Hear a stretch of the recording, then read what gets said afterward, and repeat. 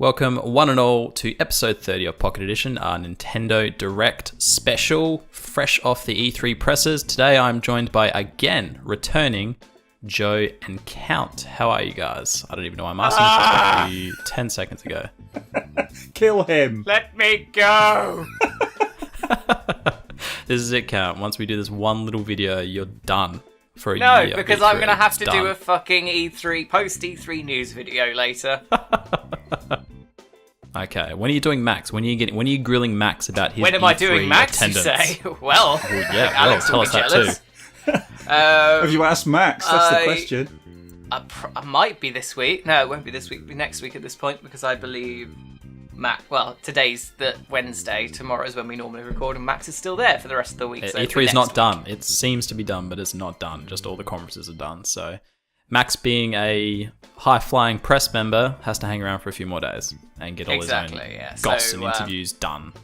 So when we get Max back, yeah, absolutely. When he returns, we intend to grill him and get all the juicy E3 details. So make sure you stay tuned to the channel. Hopefully next week you'll start to see some of the Max grilling and doing coming out on the channel.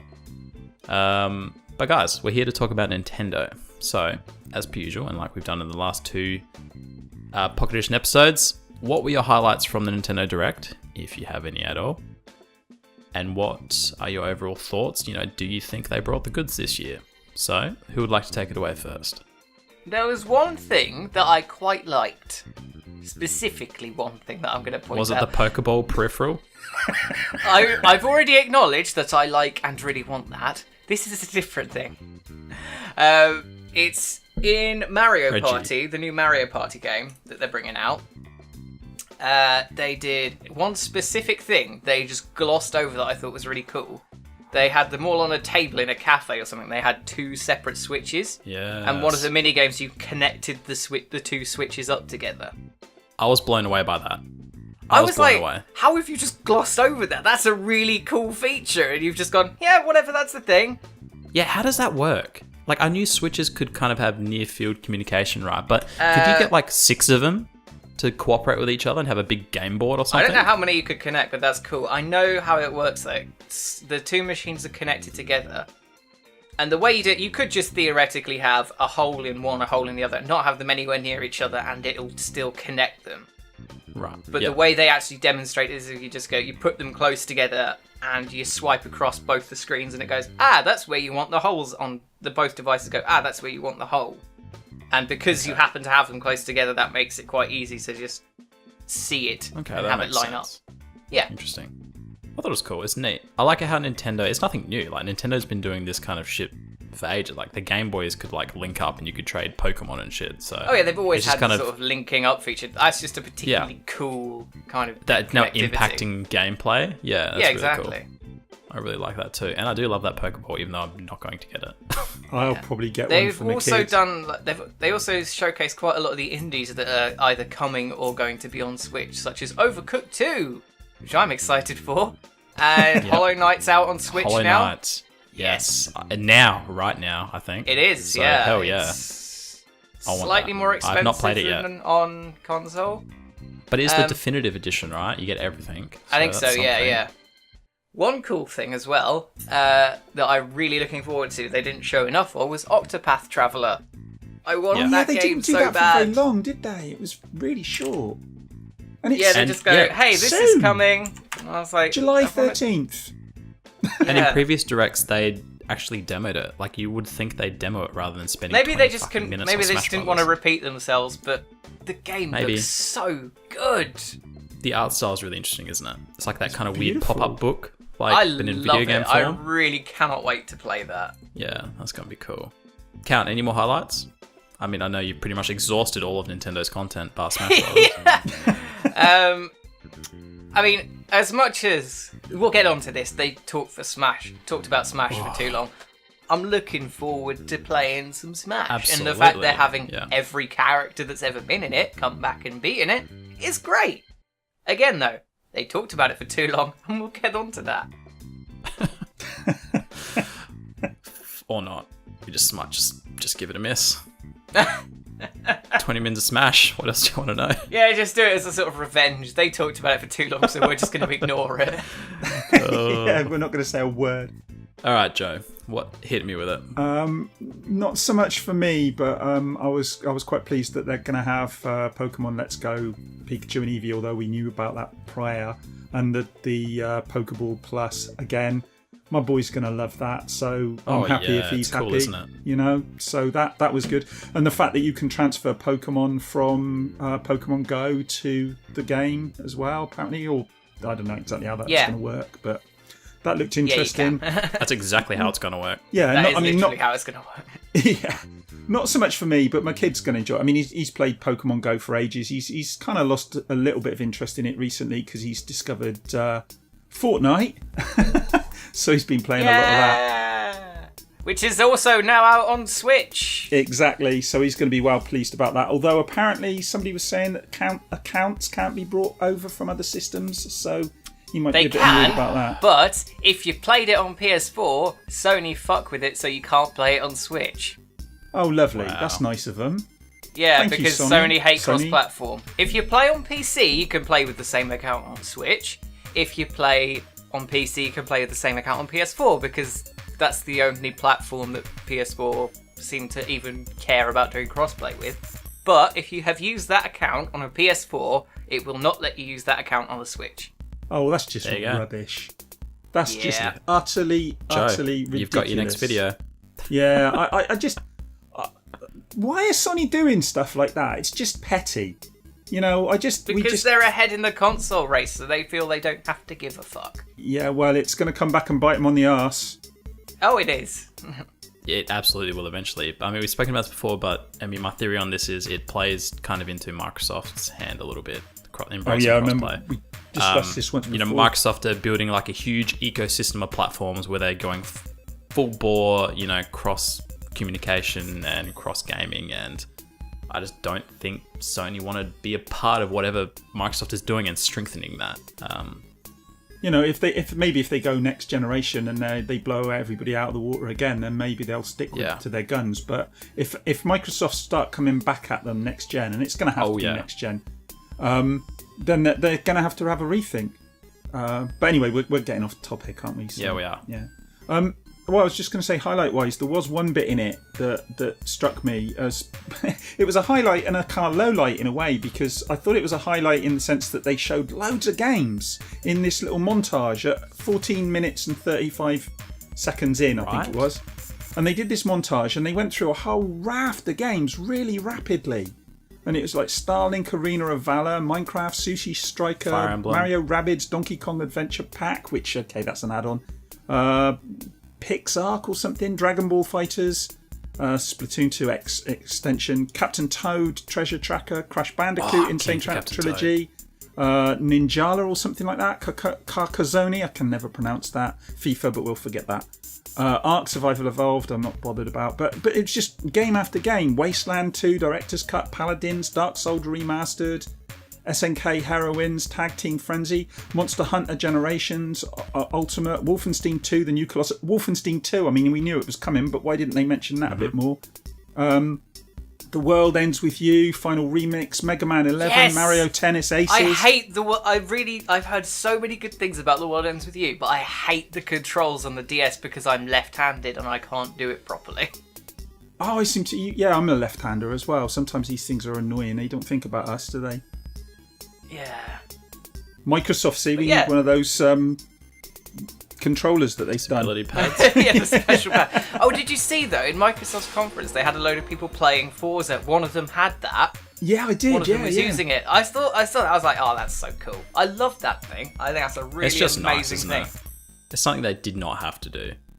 No, exactly. They don't have to cater for people with disabilities or people with any sort of, like, handicap at all, but they do, and that's brilliant. It's well great. done. It's good, isn't it? Yeah, that is real innovation, and you know that. Yeah, exactly.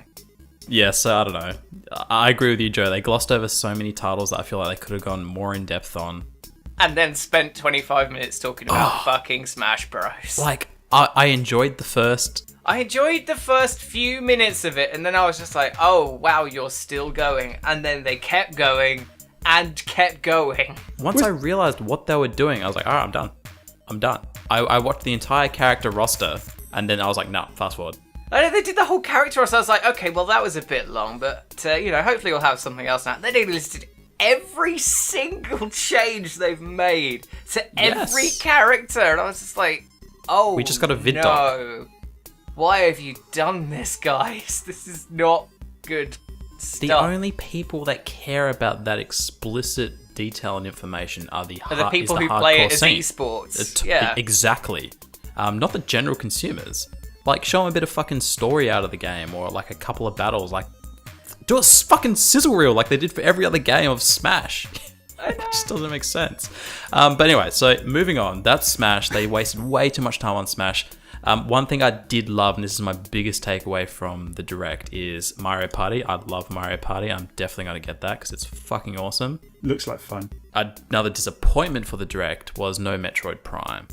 I know. The problem is they did a bit at the end where they brought in the final new Smash Bros. Character right at the end. I was like, oh wait, they're going to say more about Metroid. It's like, oh no, okay, Mario's there. It's more Smash. Yeah, you're like, why the fuck is Mario there? Oh, fuck's sakes. That's exactly what I was like. Oh, they're still on Smash. I wanted them to talk about Metroid.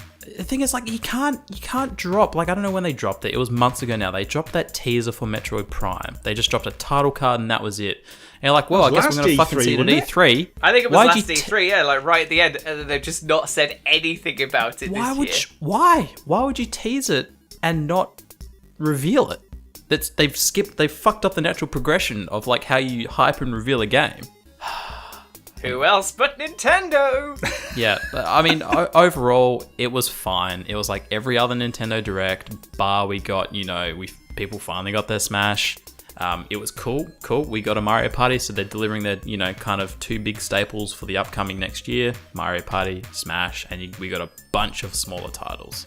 So there's plenty there. I honestly did think that we would get more this E3 and with this Direct, though. Like, I thought, now's the point in time where the system's been out for, going on 2 years. It's getting support left, right, and center. I thought we'd get the games this year. At least get the demos, the trailers. Oh, it started next year. Sorry, a year and a half it's been out. It's going on 2 years. It's getting there. Shit. I feel old. Yeah, right. It's. But you know what I mean? Like, it's been getting support left, right, and center. Great. Bethesda's supporting it. We're getting Doom. We're getting Wolfenstein. Should have spent more time on those games. In this Direct. Absolutely. Yeah. But where are all the other games? Like, we know it's getting support, but I would have thought they would have more big AAA games coming to the system. Big cross-plats and stuff. Didn't appear to be the case. We got all the smaller stuff. All the indie stuff. Great. We got all the typical smaller Nintendo stuff, and then we got their two big staples being Mario Party and Smash. And it just seems like every other year. But yeah, I don't know. I just thought we'd get more. Maybe I'm being greedy. I just thought we'd get more. No, the system is firing on all cylinders, so why aren't we getting more? I was expecting Metroid and some other stuff as well, and it was quite empty, really. I mean, the fact they filled it up with Super Smash Bros. Says a lot. I think it felt empty because they did rush through so much just so they could show so much Smash. Yeah. Yeah, I feel they could have cut out 15 minutes of Smash and had more on the other stuff that they actually had. And it would have felt so much more substantial then. Yes, it would have felt like Sony, okay, well, fuck, Wolfenstein looks awesome on the Switch. Bang, there's a big game right there. And it would have exactly felt more substantial. It just, I don't know. It's Nintendo, man. They just do weird shit like this all the time and we scratch our heads. It just seems so simple, but they just kind of misfire on little things like that. I don't know. Don't know, man. Don't know. Anyway, any final thoughts, guys? Do we miss anything? No, I think that's everything. Just, too much Smash, no Metroid, but otherwise some decent games overall. And typical Nintendo. Yep. Yeah, very typical.